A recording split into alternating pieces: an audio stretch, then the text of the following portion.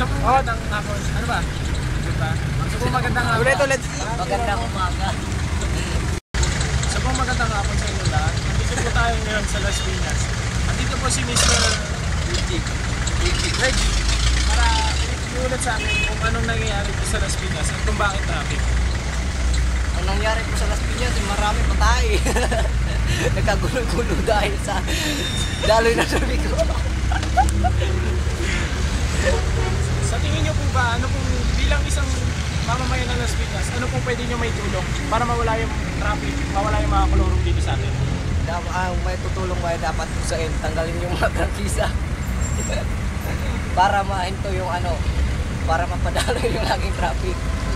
Paano po yung mga bus na kolorong? Kagaya po ng mga hindi aircon na bus, kagaya po niyan. Ayun o. Nakita nyo po ba na aircon? Bilang isang citizen po, paano nyo po ilalapit sa LTO yun? Ayos lang po yun sa akin kasi libre aircon yan, malamig. Isusumbong nyo po ba to sa LTO? Oo, patangga na ng butyo para wala usok.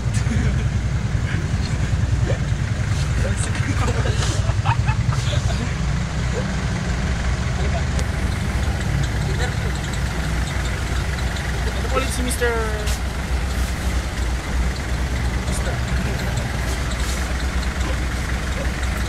Wala na akong masabi.